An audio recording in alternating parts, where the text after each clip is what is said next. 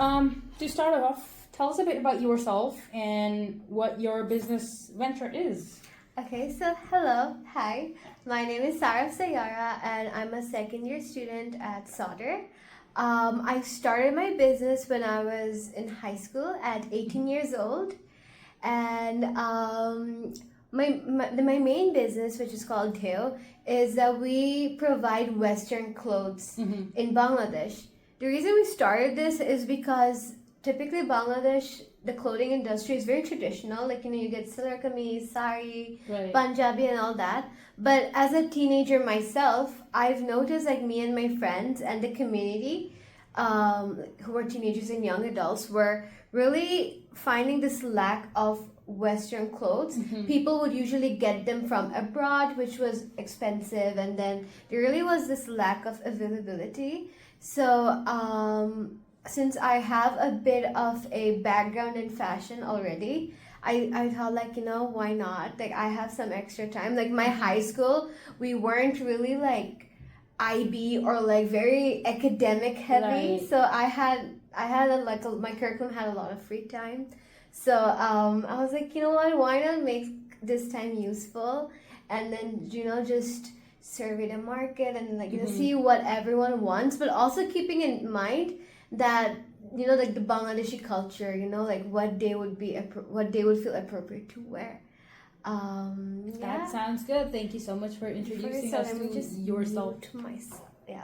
Thank you so much for introducing us to your brand. Now that brings me to my next question. Why that name? Like, what inspired that particular name? What's funny is because finding the name of the business was the hardest part starting out. Like, forget about the designs or the how to market it. Forget about that. The name was the hardest one. So I don't know. I actually don't know how it started, but the meaning behind Theo is that it means wave in English. So like the tidal waves and the ocean waves. Oh, that makes sense. Why did I not think of that? Right, that makes sense. So we have two meanings behind that. The first meaning is that the clothes we make are very bold and very very expressive, very energetic compared to like other markets in Bangladesh, which perfectly resonates with tidal waves because tidal waves does have a force in it. And another meaning is that how all the waves are connected, the waves in Canada are connected to Bangladesh, are connected to America, in India. So we also want to bring that Western culture in Bangladesh. So that is such a good ideology. I actually really like the name. Honestly, it resonates so much because I am writing a poetry book that is also inspired by waves, and the name is literally Waves. Okay. So, that's exciting. But no, that's how the name started. Yeah. And it's going strong. I love telling people about the name. People are always like, oh wow, I love that. That is actually so good. I love how so many people just connect to the waves instantly. Just look at it. You don't even have to think like a poet or anything, but you just looking at it is like, oh my god, there's a spiritual connection almost. Right. Like, oh my god, okay, waves. So pretty. Like, yeah. And I'm venturing off topic. Going back to what we are here to discuss, what are some of the challenges that you've faced when running a business that's like literally continents apart with oceans in between? And so obviously you started off in high school, but now you're continuing the business as you study at UBC. So what are some challenges that you faced maybe in the initial stage of establishing, and also now that you're in such a different place? When I initially started, I would say the main issue that I had was that how much Western are we going for? Because right now if you look at Canada, like you wear like a tank top and shorts, like that's fine, like who cares? Right. But like in Bangladesh, our society is a bit what's the word I'm looking for? Conservative. There you go. It's a bit conservative. But then we do know that there is a demand for Western fashion. Right. So it's like, how much Western are we going for that people are comfortable to wear it, but also like it's not too traditional. It looks Western. So I would say that's like when we first launched, we really didn't, aside from a few surveys and just looking around, around like the area Yeah. of what people were wearing, we really didn't have much of a data on it. Mhm. So that was my first concern. Like, what are we designing? What are we designing? Dresses? Or are we designing shorts? Are we designing sleeveless? Or like, you know, Right. what are we doing? So that was my first major problem, like concern when starting. But now, I would say right now we do have like a basic flow of what we think is selling well and what people want. That isn't our main concern now. My main concern, my main issue that I struggle with from working from here back at home, I would say is just, you know, when you are working with your team in Oh, yeah. person, Yeah. it gives a different vibe and a feeling than working online. Mhm. I'm in my second year of uni right now. I've done this last year too. So I would say I have gotten a hang of working through Zoom and emails and texting. But again, when I do go back home during the winter or during the summer, Right. the performance is just absolutely different. You get to bounce off ideas like Exactly, anything when right. you're in person. So what I usually do is that yes, I'm working every day. I work today too. Mhm. But like when I am back at home during winter or summer, I work every day nonstop. That's when we work on our major collection. The collection we just launched. Right. I worked on this last year when I was back at home. Because that's just like much like I find it much more easier to connect with my team and everyone when I'm in person working You're in on touch it. with the roots, basically. Yes. Yeah. So I would say that's the biggest challenge is I wouldn't say it's a challenge, but it is like I do see like a difference. like a change. That's something that you have to get along with. Okay. Mhm. Yeah, that brings me to my next question. Firstly, congratulations on your 4 different collections in under 2 Thank years you. of having the business out. So impressive. Thank you. And I actually looked at all the runways and I was like, oh my god, that's so impressive. Thank you. Especially because I also come from a conservative-ish country, so Mhm. I also see the need for like a little modest clothing, but also westernized. Mhm. So I get the idea behind it, and it was just amazing. Yeah, bringing back to my next question. What has been Okay. your approach to design and production that has allowed you such rapid growth?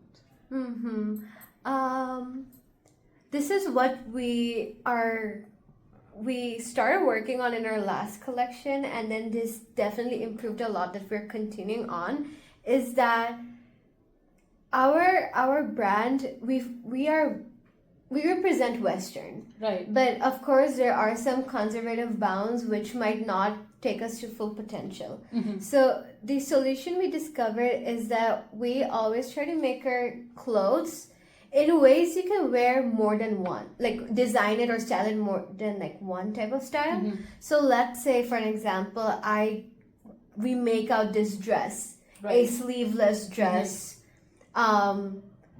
I can wear it just as it is, right? You know, like just Right. showing it Yeah, off yeah. and then like, you know, expressing myself.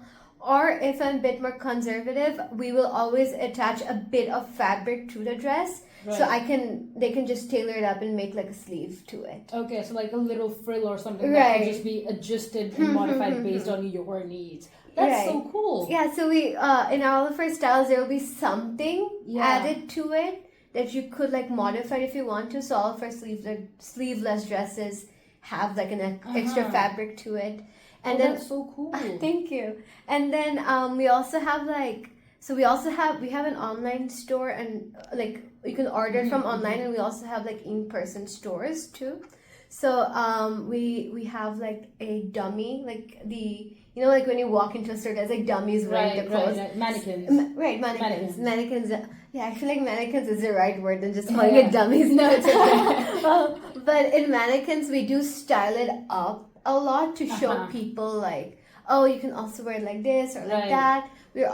We just launched a social media page. Before we were under the Sarah account, so now we have a new page. So we are making more reels and to like educate people like, oh, you can also style it this ways too.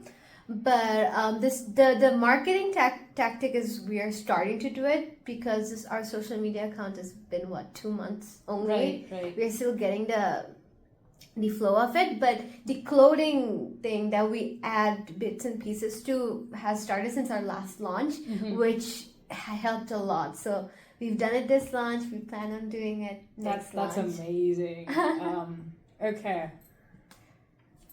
I will now bring the focus back to you being here in Vancouver than actually just having things working back home for you. Okay, Vancouver is a very diverse city that we know of. Everywhere you look, there's so many different things happening, so many different events. People from all different ethnicities and different parts of the world are around here. So yeah, it's diverse. You see so many different things every day. Just going out of your home is in itself going to show you so many things that you never saw before. So how has that impacted your business? Has it impacted your design or your strategies or anything in any way? It did. It definitely did. Every time I go back home for the break, there's always this new thing I always want to try out. So at first, like in our first launch, during our website shoots, our poses would always be that very, like, you know, it's the straight pose. Like you're just standing there and then they would take the picture of your clothes. Right. That would be like how we first used to do it. But then over here, I see that, when you go to a website, the model's not just standing still. They're making those like very cool poses where the camera is like in a very weird angle, but like it looks... They're just doing anything in that and then they're just standing like so. So this is what when I went back last time, this is what we've done. If you look at our website, you can see slowly the pictures are starting to come in where the model is making drastic poses, which we've gotten a lot of compliments about because people who are in Bangladesh may not or like aren't used to seeing those type of things, maybe in like other Bangladeshi clothing websites. So that's gotten like a huge that's giving response. You an edge over the market. Like, look at their photograph. And also, like, if you look at our like recent collection, you can see that it's very, very light heavy or like mirror heavy. All we've done is just book this small room and then put like a bunch of mirrors and a projector behind it. But then if you look at the photo shoot, it looks so futuristic and so cool. So, I mean, these are some ideas that I am gathering in from Vancouver, from other stores. I also just like observing people, seeing what they are wearing, and then how I could also modify the designs, what fabrics are in trend. And I always do try to incorporate that. I feel like that's one of the main reasons why I'm still continuing to study in Vancouver. Like I can just study in Bangladesh and just focus on my business full time, right? Just work. But I feel like also being abroad is also opening my eyes up more. You're actually in the Western culture that you're trying to bring out with your brand. That makes sense. And even if my process is a bit slower than how it would have been if I was back at home, I would say that this will hopefully pay off in like once I graduate or like once I'm eventually done. Because I'm seeing so much that aren't there in Bangladesh yet. That sounds so good. I love how this place is like giving you inspiration as well, because this place has definitely inspired a lot of my own projects. So there's that. Bringing it specifically to UBC, how have your studies at UBC like influenced the business strategies? What courses have you taken or any practices that have changed you in any way? Let's see. Definitely. So since I'm studying business right now, I would say that every day there is a lot of new things I'm learning, but also there are also some things where I'm like, oh yeah, I've done this before practically, and like this all makes sense. So I would say that some of the things or most of the things like I already knew back from experience, from handling the business, not just I studied in my school or anything. But no, definitely there are like a lot of new things I'm learning, like a lot of new accounting things or like financial things I didn't know about, or like some other cool marketing technique. I don't have marketing yet, but like my last year course had a bit of marketing in it, so I was like, oh wait, this is really cool, like I can do this. So I wouldn't say that it's really like it's like a new thing I'm learning, but there are like everyday bits and pieces where I'm like, oh, okay, That's nice. That'll help you me. can incorporate that. Yes. Have you had any chance to look at the resources that are available for student entrepreneurs on campus, like E at UBC or the AMS Entrepreneurship Club, and so many different things? Have you had a chance to actually explore them? I wouldn't say that I've partook in any of those yet. You know, last I mentioned that back in my high school we didn't have like a vigorous academic lifestyle. So coming here and then just grinding for midterms and exams, that's like very new for me. Cause like we didn't really have that much of a academic back then. So I feel like over here I'm just trying to like do good in my courses. I haven't found the time to actually partake in those like resources yet. Yeah. But I do follow them. And it does occasionally pop up on my social media, and then that's something. Hopefully, by third year, I'll start, like looking into those resources. But for now, I'm just trying to pass my courses. No, that makes complete sense. Looking forward, how do you see your ongoing studies at UBC influencing the future of future directions or growth or anything? Right now, I would say that there's only like, if you look at like the marketing side or maybe the design side, like these small things are changing too.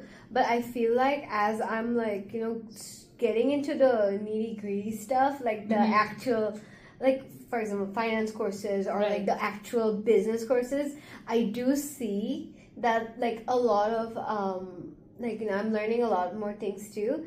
And also right now I'm really not part of any of the clubs or any of the resources yet, just because again I'm trying to survive here.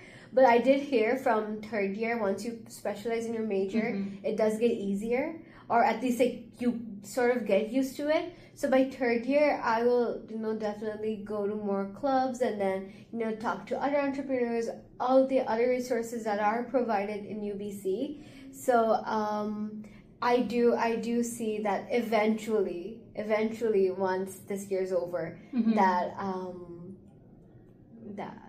so what was the question again at the end? Just how it's gonna impact you. Future, right. So after like maybe when I'm like part of all the clubs, and then I can take other people's insights and then see what's going on in Vancouver, and then use that to shape up Deo.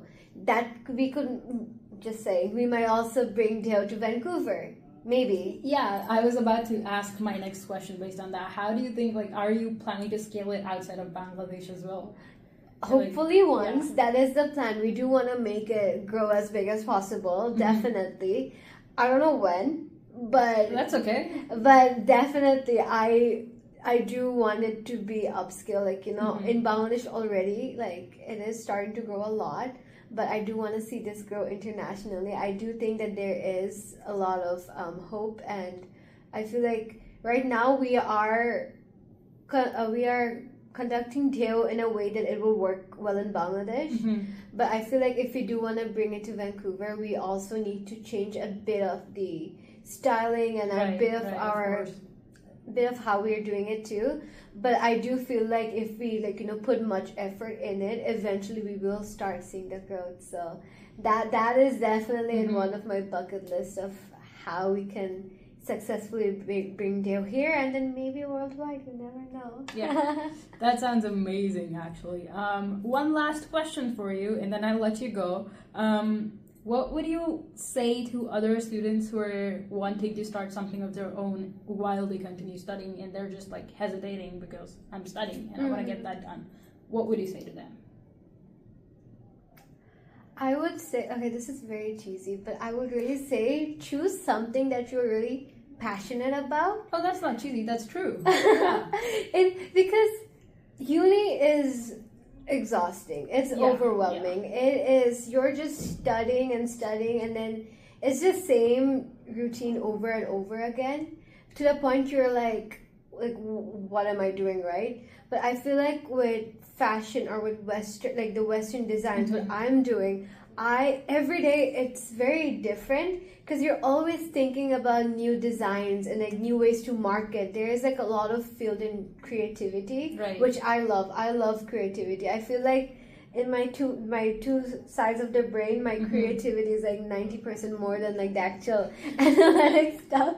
But I mean, this is something that I consider as a hobby. Right. You know, it's not like, oh, this is my job. I'm the CEO. People are counting on me. I need to make. I don't think of it. Yeah, that is partially true. But like, I don't think of it like that. I think of it this is a chunk of my day. This few hours of my day, which is I allocated to myself. I'll sit in my bed, work on my laptop, have meetings, and sip a cup of tea. Like, think of it like that. Something that you are passionate about, or something like you know there's an issue and you want to solve it. Don't just do something which will earn me like a couple of bucks. Don't do that. Something you're generally interested about, and I would say that would really help you freshen up your mind too. And I mean, there will be struggles. There are a lot of days where I'm like, oh my god, this Dale, like, what's going on? Like, I have midterms tomorrow, and then there's this issue that I need to I need to let my team know right away. Right. So there are a lot of times where it does clashes. I'm not saying it's all rainbows and like sunshines and all that. But I mean, most of the cases, like even after solving that problem, I'm like, oh my god, I did it. We did it. My team did it. Exactly. And also, if you, I'm not saying like you should, but like if you can try to have like a good team with you, I feel like one of the major reasons why they was doing so good while I'm overseas is because I have an amazing team.